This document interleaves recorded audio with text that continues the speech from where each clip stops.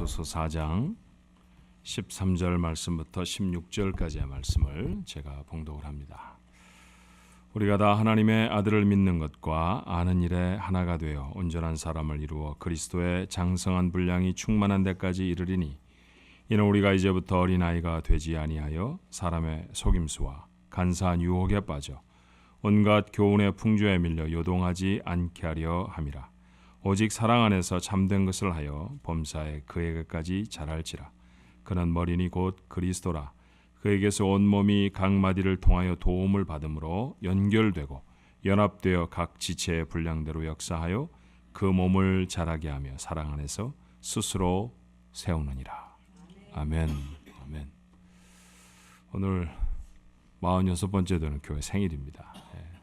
그동안에 수고하신 여러분께 감사를 드리고 베풀어 주신 하나님의 은혜에 정말 감사합니다. 그렇죠? 여러분 옆에 분들하고 같이 한번 인사하셨으면 좋겠어요. 하나님의 은혜로 지났습니다. 수고하셨습니다. 하나님의 은혜로 지났습니다. 수고하셨습니다. 마침 이달의 첫 번째 주죠. 우리 이달의 첫 번째 주에 매달 첫 번째 주에 나누는 사명선언 기억하시죠? 우리 한번 같이 나누십시다. 시작. 상황 중앙 장로교회는 하나님의 영광을 위하여 하나님께 예배드리며 사랑으로 교제하며 예수님의 제자가 되어 삶으로 복음을 전파하는 하나님의 백성입니다. 아멘. 그런 교회가 되게 하실 줄로 믿습니다. 그런 교회가 되도록 애쓰는 여러분 모두가 되기를 주님의 이름으로 부탁합니다. 저는 한복을 참 입고 싶었었어요. 그래서 총각 때 어머니에게 요청을 했죠. 어머니 한복 하나 해주십시오. 그랬더니 하시는 말씀이 장가부터 가라 그러시더라고요. 장가 가기 전에는 한복을 입으면 안 되는 건 줄 알았습니다. 그래서 장가 갈 때까지 꼭 참았다가 장가를 가고 나서 좋은 일이 참 많았지만 그 중에 하나 한복을 입게 된 일이었어요. 성장을 해서 자라서 할 수 있게 된 일이 어디 한복 입는 것 하나밖에 없겠습니까? 우리가 성자했기 때문에 자동차 운전도 할 수 있고요. 자랐기 때문에 무엇인가 결정할 수도 있는 그런 사람들이 되지요. 교회도 올해 46살이 됐습니다. 사람이 46살, 46살이면 어떨까 하는 생각을 해봤죠. 그냥 저를 생각하면서 사람의 46살 한번 생각해 보니까 그렇더라고요. 아이들도 좀 제법 자랐겠죠. 직장에서는 영향력 있는 간부가 되어 있을 수도 있습니다. 재산도 조금 모았을 거예요. 전에는 아무것도 가지고 있지 못했다 할지라도 46살쯤 되면 그래도 자동차라도 한 대쯤 가지고 있을 수가 있게 됐을 겁니다. 자, 그런데 좋은 일만 있는 건 아니죠. 30대와는 다른 건강 아닙니까? 전에는 할 수 있었는데 잘 안 되는 것도 있고요. 청천벽력 같은, 제가 아마 이 46살 어간에 들었던 것 같은데 병원에 가서 눈이 잘 안 보여갖고 안과에 가서 이렇게 검사를 받았더니 하는 말이 노안이라더라고요. 노안. 40살 조금 넘었는데 노자가 붙어진 이 질병을 앓는다는 것이 상당히 저한테 충격적으로 다가왔습니다. 지금이야 안경 아래 돋보기를 넣어서 쓰는 게 아무렇지도 않고 1년에 한 번씩 그 도수를 올려서 바꿔도 전혀 마음에 상처가 되지 않습니다만 한 2년쯤은 돋보기를 쓰지 않으려고 애를 썼던 미련함도 제게 있었습니다. 중년이 막 되면 부부간의 갈등도 많이 심해지죠. 젊었을 때는 사랑으로 사는데 시간이 지나면 이제 원한으로 살기도 합니다. 그렇죠? 도대체 내 편하고 사는 건지 저하고 사는 건지 도무지 알 수가 없어서 이 중년 때 아주 치열한 전투를 시작하는 분들도 있죠. 아이들이 좀 자란 것은 감사하지만 뜻대로 되지 않는 아이들 때문에 씨름하기도 합니다. 아이들도 폭풍노도와 같은 10대 시절을 지난 때 아닙니까? 그러니 갈등이 정말 많죠. 이것이 40대 중반에 들어선 사람의 모습입니다. 어쩌면 교회도 크게 다르지 않을지 모른다라고 하는 생각을 했어요. 우리 교회도 크고 아름다운 예배당을 가지고 있습니다. 얼마나 많은 사람들이 저희 예배당을 부러워하는지 몰라요. 많은 사람들이 부러워하는 적지 않은 성도들이 매주일 모여서 하나님 앞에 예배를 드립니다. 선교지와 이웃을 도울 경제적인 능력도 조금은 갖게 되었습니다. 10여 년 전만 해도요. 교회 재정적으로 어려운 부분들이 지나가면 정말 하고 싶은 일들을 못하고 애를 쓰고 참고 했던 그런 일들이 있었는데 이제는 다른 이들을 돌아보게 해주셨으니 얼마나 감사한지 몰라요. 전에는 해보지 않았던 사역들을 감당하게도 되었습니다. 하나님이 베푸신 은혜이고 그 은혜에 반응해준 착하고 성실한 성도들이 있었기 때문에 가능했던 일이었습니다. 그런데 전과는 다른 고민을 갖게 되기도 했어요. 우리는 46년 동안 한 번도 분열을 경험해보지 않은 교회입니다. 오늘 기도를 인도했던 박준범 집사님이 아마 우리 교회 쪽 부중에서 2번, 3번 정도 될 것 같은데요. 40여 년 정도를 교회를 다니셨어요. 그러니까 조그마한 꼬마 때부터 원래 오늘 회개 기도를 하기로 되어 있었는데 주일학교 학생 때 선생님들 말을 잘 안 들었던 거, 교회 기물을 파괴했던 거 이런 거 회개하기로 되어 있었는데 다 빼먹었네요. 그죠? 그 긴 세월 동안 그래서 우리 교회 식구들은요. 함께 지난 세월이 30년, 20년 되는 분들이 허다합니다. 정말 긴 세월 우리가 함께 살아왔어요. 좋은 일이죠. 기쁜 일이고 감사한 일입니다. 그런데 함께한 세월이 긴 만큼 사연도 많아지지 않겠습니까? 그리고 그 사연 가운데는 가슴 아픈 상처가 있기도 합니다. 그래서 우리는 종종 갈등을 경험하기도 해요. 제가 교회 부임한 지 12년이 지나서 이제 13년째가 되어집니다. 교회 역사 46년 중에 4분의 1 정도는 저도 함께했던 시간이네요. 자, 그 12년이라는 시간을 거의 대부분 한 목사, 저라는 사람의 설교를 들으며 여러분이 지나셨습니다. 그래서 그런가 봐요. 어쩐지 말빨이 10년 전보다는 서지를 않습니다. 뭔가를 얘기해도 감동이 10년 전 같지 않은 것 같은 생각이 좀 들어요. 자, 전에는 우리 교회만 생각하면 되었답니다. 그런데 지금은요, 이웃 교회도 섬겨야 하고요. 저희 교회가 소속되어 있는 노회도 챙겨야 합니다. 그리고 저희 교단의 일들 가운데도 저희가 거들어야 할 부분들이 참 적지 않아요. 저를 대표로 해서 총회에 보내놓고 여러분들이 기도해 주시지만 사실은 저라는 사람의 능력으로 감당하는 게 아니라 우리 교회 위상이 그와 같은 역할을 감당하게 된 것이죠. 자, 일이 많아지니까 해야 하는 범위가 더 넓어지니까 고민도 많아지고 힘도 참 많이 듭니다. 우리가 놓여 있는 세상도 참 많이 달라졌죠. 전에는 교회라고 하면요, 성도라고 하면 믿어줬습니다. 무슨 얘기할 때 저 교회 다녀요. 그러면 그러시군요. 이러고 믿어주는 적도 있었고요. 제가 목사랍니다. 그러면 목사님이시군요. 몰랐네요. 이러며 말에 신뢰가 쌓여지는 적도 있었어요. 근데 지금은 교회고 성도라고 하면 비난을 받기가 일쑤입니다. 여러분, 비난받는 단체, 그룹에 소속되는 건 괴로운 일 아닙니까? 그래서 많은 젊은이들이 교회를 떠난답니다. 주변에는 신앙생활을 하지 않는 사람들이 점점 더 많아지고 있죠. 사단의 집요한 핍박은요, 이럴 때 더 빛을 발한답니다. 정말 셀 수 없이 많은 교회가 공격을 받아요. 갈등과 분열을 거듭하다가 사라지는 교회도 있답니다. 위기의 시대입니다.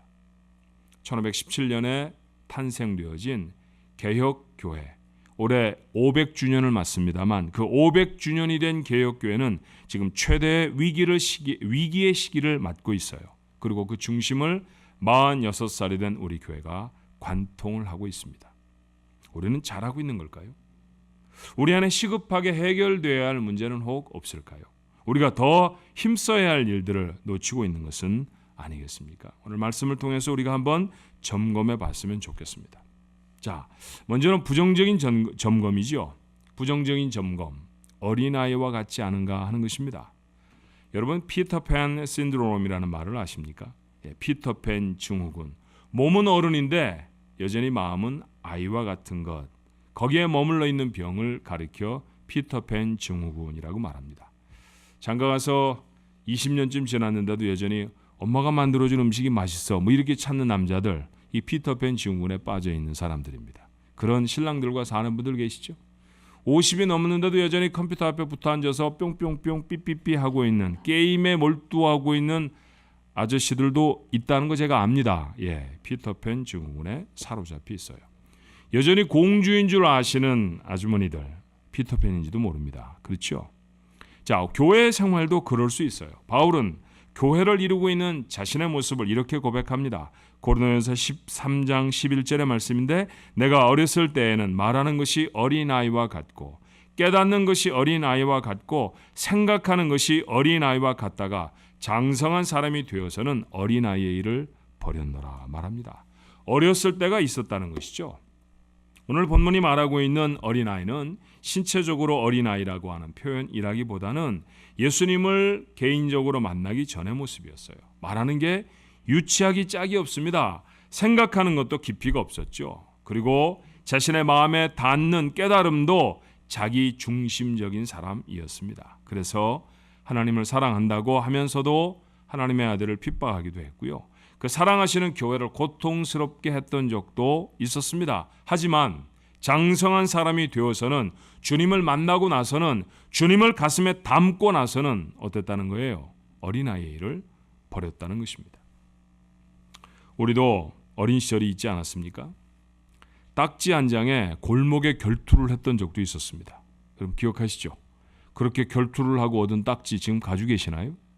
아니 그렇게 애를 써서 코피가 터져가면서 얻은 딱지라고 하면 액자에 넣어서 붙여놓고 집에 갑오로 대대손손이 물려줘야 하는 거 아닙니까? 근데 우리는 그때 그렇게 생명 걸고 아꼈던 딱지가 어디 있는지 열심히 분해해서 고장내버린 시계 내가 언제쯤은 고치리라 그러며 여러분 서랍에 넣어두었던 아버지의 시계, 엄마의 반지 뭐 이런 거 있잖아요. 저만 그랬나요? 꼭 고칠 것 같은데 뜯어놓으면 이 부속이 어디 들어간지 몰라서 언젠가 지식을 쌓게 되면 다시 고쳐서 원상복귀를 하리라 그렇게 서랍에 넣어놓은 시계가 여러 개가 되어진 저는 그랬습니다. 그래요. 그런 어린 시절이 있었답니다. 나 잘 되라고 그러시는지 모르고요. 야단치는 부모님을 떠나서 가출을 한번 해볼까 하는 생각에 밤을 뽀얗게 밝혔던 적도 있죠. 그러던 우리가 자랐습니다. 어른이 됐죠. 가정도 이루고 생계도 꾸려가는 사람들이 됐어요. 그래서는 이런 일들 버려야 하지 않습니까? 아이들이 다 커서 장가 갈 때가 됐는데 여전히 딱지에 목숨 걸고 있는 아버지가 있다고 하면 이건 가정의 걱정거리입니다. 그렇죠? 나이가 제법 들어서 중년의 시절을 지나고 있는데 집을 한번 나가볼까 이런 생각을 하는 그런 사람들이 있다고 하면 이건 정말 심각한 문제 아닙니까? 가족을 괴롭히고 스스로를 고통스럽게 하는 일이죠. 이제 바울은 교회를 향해 말해요. 오늘 본문의 말씀 14절에 이는 우리가 이제부터 어린아이가 되지 아니하며 사람의 속임수와 간사한 유혹에 빠져 온갖 교훈의 풍조에 밀려 요동하지 않게 하려 함이라. 이제는 어린아이의 일을 벗어야 한다라는 것이죠. 교회가 46살이 됐으면 두루 살펴서 혹 우리 안에 있는 어린아이의 요소가 있다고 하면 벗겨내야 한다라는 것입니다. 본문이 말하는 어린아이의 증거는 뭘까요? 요동함이라고 했어요. 우리의 삶에 적용하면 어떤 얘기가 될 것 같습니까? 쉽게 변하고 정함이 없습니다. 어느 날은 믿음으로 성전을 출입하다가 어느 날은 정신없이 세상에 휩쓸려 버립니다. 어느 날은 주변에 연약한 사람을 돌보다가 어느 날은 자기 안 챙겨준다고 입이 나오지요. 어느 날은 만나는 사람마다 복음을 전하는 기쁨으로 살다가 어느 날은 자기 귀에 들려지는 하나님의 말씀도 가슴에 담지 못하기도 해요. 어느 날은 골리앗이 어디 있냐고 내가 다윗이라고 외치던 사람이 어느 날은 로뎀 나무 아래 퍼져 앉아서 이제 조카오니 죽여 주옵소서 엘리야의 탄식을 읊어댑니다. 어린아이의 모습이죠. 왜 이렇게 흔들릴까요? 본문은 사람의 괴술과 간사한 유혹과 거짓된 풍조 때문이라고 말하죠. 잘못된 것을 듣고 보아서 마음을 빼앗기기 때문이라고 말합니다. 제대로 봐야 합니다. 들어야 할 것을 들어야 합니다. 제가 어렸을 적에 가장 많이 들었던 얘기는 이런 것이었어요. 모르는 사람이 와서 엄마가 저기 있다고 해도 그래서 같이 가자고 해도 절대로 따라가면 안 돼. 이런 얘기죠. 여러분도 들어보신 적 있죠? 어렸을 적에 정말 부모님들이 열심히 우리에게 해주셨던 말씀입니다. 엄마가 아니고 아빠가 아닌 사람이 우리를 보고 엄마가 저기 있고 아빠가 저기 있고 또 내가 너에게 맛있는 걸 사줄 테니까 나하고 가자 그래도 절대로 따라가면 안 되는 것입니다. 그렇게 잘 안 따라가셔서 고아 안 되고 잘 자라셨잖아요. 오늘 우리의 삶에 어린아이의 모습이 있다고 하면 따라가서는 안 될 것들을 따라갔기 때문입니다. 듣지 말아야 할 것들을 귀에 담았기 때문이죠. 바울도 사람의 가르침이 소중했을 때는 깨닫는 것도 생각하는 것도 어린아이와 같았다는 거예요. 그런데 하나님의 말씀에 마음을 맞추며 살아갔을 때에는 어린아이의 모습을 버릴 수 있었습니다. 여러분은 무엇을 듣고 무엇을 보며 살아가십니까? 세상입니까? 아니면 하나님입니까? 46살이 된 교회가 담고 있는 성숙한 성도의 모습을 이루려고 하면 우리가 듣고 우리가 보아야 할 것은 하나님의 말씀이고 하나님의 뜻이어야 할 줄로 믿습니다. 세상에 주목하고 세상에 귀를 기울이는 한 우리는 어린아이입니다. 그런 신자로 가득한 교회는 어린 교회죠. 성숙한 교회의 모습이 아닙니다. 성숙한 교회를 이루기를 원하십니까? 우리 교회 나이가 정말 46살의 교회의 모습이 되어지기를 바랍니까? 그렇다고 하면 위를 바라보아야 합니다. 하나님의 말씀에 귀를 기울여야 하죠. 돌아보십시오. 우리 교회, 나로 인하여서 만들어지고 야기되어진 어린아이의 모습은 있는지, 만약 그렇다고 하면 그 모습을 벗어버려야 하나님이 보시는 거룩하고 성숙한 교회의 모습을 이루게 될 줄로 믿습니다. 두 번째, 긍정적인 점검을 한번 해볼까요?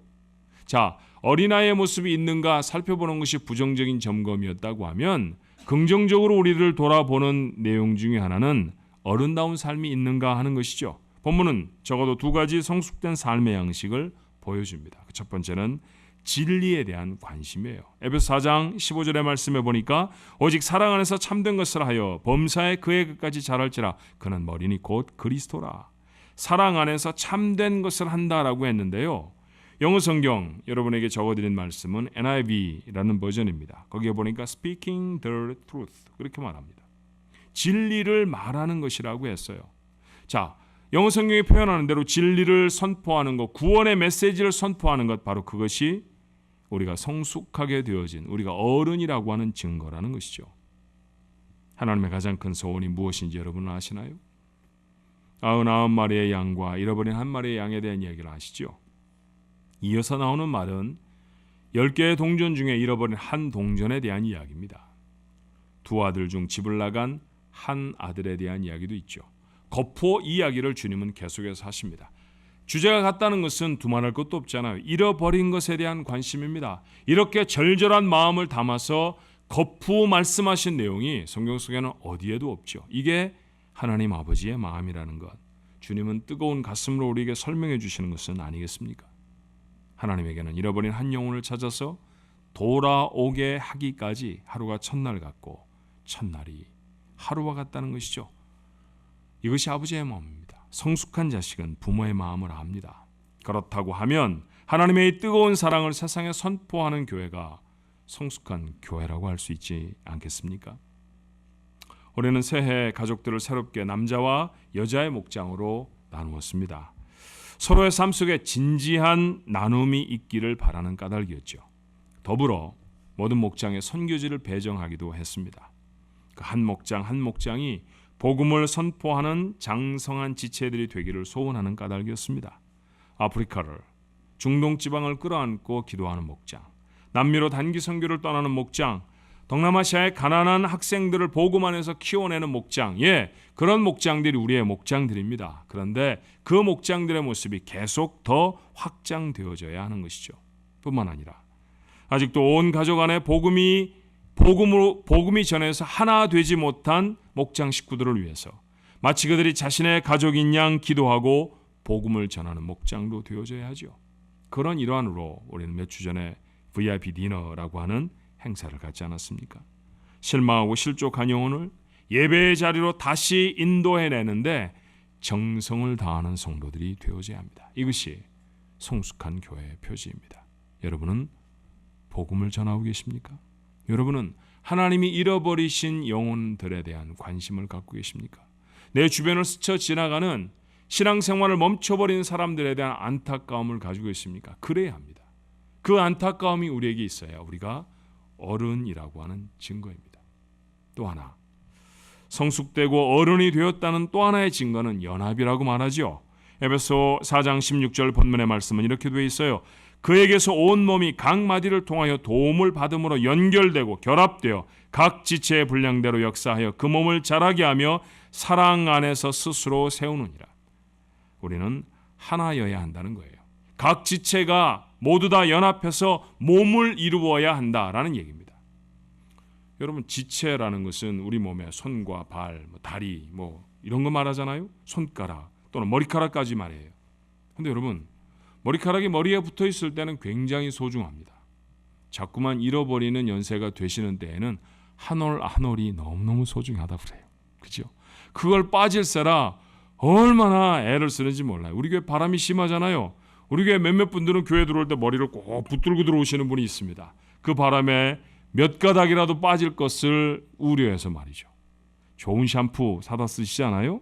다른 비누보다도 양에 비해 값이 월등히 비싼 샴푸를 얼마나 정성껏 하는지 모릅니다. 파마를 하는 데는 또 돈이 얼마나 많이 듭니까? 그렇죠? 정성 들여서 머리를 또 자르기도 해야 되잖아요. 그렇게 단장하고 애를 씁니다. 오늘 아침에도 다 그러시고들 나오셨죠? 그런데 머리에 붙어있는 머리카락은 참 소중한데 말입니다. 머리에서 떨어져 버린 머리카락은 어떻게 되던가요? 쓰레기통에 버립니다. 그렇죠. 몸에서 떨어져 버린 지체는 이렇게 아무것도 안 해요. 정말로 존귀하고 정말로 귀하려고 하면, 지체가 소중한 것이 되려고 하면 어떻게 돼야 합니까? 몸에 붙어 있어야 합니다. 몸을 이룰 때 소중한 거예요. 손가락이 정말 예쁜 분들이 있습니다. 길고 희고 갸름한 손가락, 손톱까지 아주 모양나게 다듬어 놓으시면요, 정말 예쁘다 이런 손들이 있죠. 그리고 그 손들이 맛있는 음식을 만들어낸다든지 남이 연주하지 못하는 악기를 연주한다든지 하면 탄성이 자아내집니다. 정말 아름다운 거예요. 한번 잡아보고 싶고요. 어떤 손인가 궁금하기도 하죠. 그런데 여러분, 만약에 그 손이 몸에서 떨어져 나왔다고 하면 그때는 문제가 심각합니다. 그렇잖아요. 아무도 그 손을 보고, 몸에서 분리된 손을 보고 너무 아름답습니다, 그렇게 말하지 않죠. 우리를 지체라 하나님은 부르십니다. 교회를 이루고 있는 지체라는 것이죠. 아름답고 싶지 않으십니까? 정말로 귀하고 존귀하게 여겨지고 싶지 않으세요? 그러려고 하면 하나가 되어야 한다는 것이죠. 몸을 이루어야 한다는 것입니다. 우리가 몸을 이루기 위해서 지체된 우리가 감당해야 할 수고와 애씀이 있습니다. 다른 지체의 유익을 위해서 자신을 희생할 줄 알아야 합니다. 동화책에서 읽던 이야기들 기억하시지 않으세요? 정말 중요한 일들을 위해서, 중요한 일을 위해 손이 수고하고 노력합니다만, 그 노력 중에 하나는 뭐냐 하면 음식을 주워서 입에다가 자꾸 집어넣는 것이죠. 맛을 보는 것은 누굽니까? 입입니다. 그렇죠? 그래서 어느 날 손이 불평이 생겼어요. 아무리 맛있는 것을 집어내도 나는 맛도 못 보잖아. 그까짓 거 내가 집어넣으면 뭐 하겠어? 난 앞으로 음식을 집어넣지 않을 거야. 손이 데모를 하고 태업을 시작합니다. 일하지 않겠다는 것이죠. 그럼 어떻게 될까요? 입은 더 이상 음식을 먹을 수 없겠고요. 몸은 수척하고 말라갈 것이고, 결국 몸이 말라가는 줄 알았더니 뭐가 말라가는 것입니까? 손이 말라가 그 손이 기능을 할 수 없게 되어지지 않겠습니까?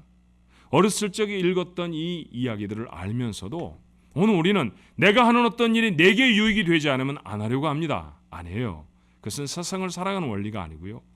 교회를 이루고 있는 사람들의 원리는 더더군다나 아닙니다. 우리가 누군가의 유익을 위해서 수고할 때 결국 그것은 하나님의 은혜로 내게 축복이 된다는 사실, 그렇게 지체를 이루는 연합의 모습, 그것이 성숙된 모습이라는 것이죠. 아이는 자기 것밖에 몰라요. 하지만 어른이 되면 다른 사람을 위해 사는 것이 기쁨이 되는 것 아닙니까? 돈은 내가 내서 샀는데 말이죠. 그 물건을 사서 아이에게 주면 그 아이의 좋아하는 모습에 돈 얼마 썼는지 잘 모릅니다. 기쁨이 되잖아요. 그게 어른입니다. 그게 46살쯤 된 아빠, 엄마의 모습이라는 거 여러분 분명하잖아요.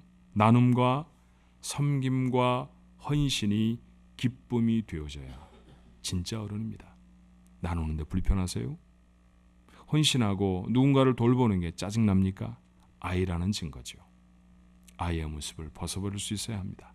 정말 괜찮은 어른이 되려고 하면 그 수고가 내 삶의 기쁨이 된다는 사실을 아는 사람들이에요. 그렇게 함께하며 이룰 정말 소중한 것이 하나 더 있습니다. 그것은 다름 아닌 예배입니다. 오늘 이 예배를 위해서도 참 많은 사람들의 헌신과 섬김이 있었습니다. 그렇게 이루어진 예배를 하나님이 받으시죠. 하나님이 받으시는 예배는 한 번도 예배가 없이 드리는 사람에게 복이 되는 줄로 믿습니다. 예배가 소중한다라고 하는 것을 아는 만큼 그는 거룩해진 사람이에요. 자, 누군가를 바라보며 성숙한 성도입니다 라고 말한다고 하면 그 거룩함의 정도가 성숙되었다는 말에 다름이 아니지 않습니까? 교회가 매해마다 다시 점검하고 또 점검해야 할 것이 있다고 하면 그것은 다름이 아니라 예배여야 합니다. 우리는 진실한 마음으로 예배하고 있는가? 우리는 간절한 마음으로 예배를 사모하는가? 우리는 우리의 예배에 최선을 다하는가? 성경은 말하죠.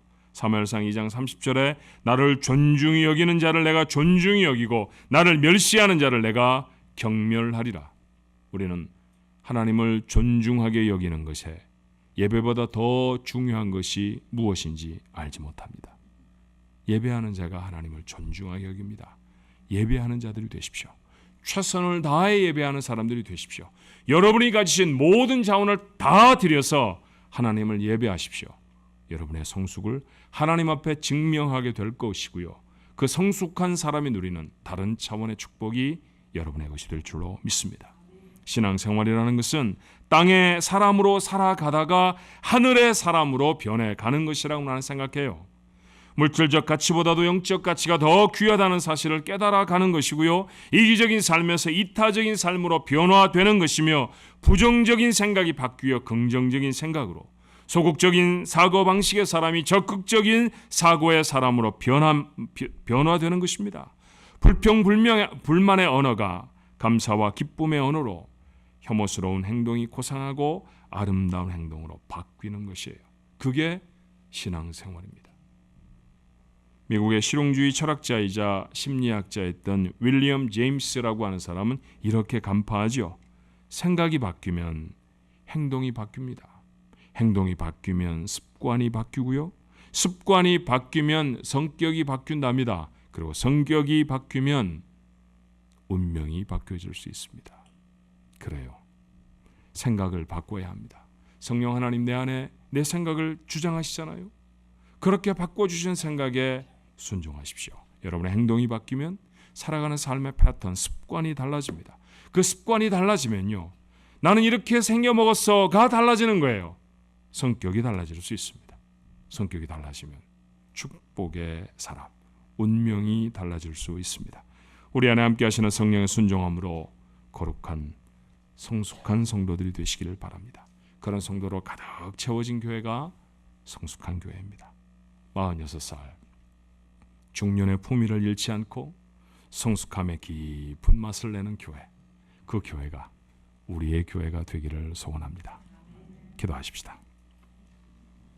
은혜와 사랑이 많으신 하나님, 46해 짧지 않은 세월이었습니다. 한결같은 은혜로 죄를 지켜주셔서 감사합니다. 오늘도 우리 집사님이 감격과 감동으로 하나님 앞에 기도하였던 것과 같이 어려운 일도 있었고 힘겨운 시간도 있었지만 지나게 하신 건 하나님 은혜입니다. 저희들이 감당할 수 없는 사명들 주셔서 감당케 하심도 하나님의 축복입니다. 그 놀라운 은혜를 입은 저희들이 46살이 돼 오늘 스스로를 돌아보았습니다. 우리 안에 혹 벗어버려야 할 어린아이의 모습은 없는지, 우리가 감당해야 할 어른의 모습을 다 챙겨가고 있지 못한 것은 아닌지 돌아보는 저희들에게 지혜가 있게 하시고, 우리가 무엇인가를 발견했다고 하면 그 앞에 아 그렇구나, 다른 사람 때문이야가 아니라 내가 변해야지, 내가 달라져야지, 생각이 달라지게 하옵소서, 행동이 달라지게 하옵소서, 습관이 달라지게 하여 주시옵시고, 그리고 마침내 우리를 복의 사람으로 우리 운명을 바꿔 부르셨사오니 그 삶을 누려내는 하나님의 사람들이 되게 해 주옵소서.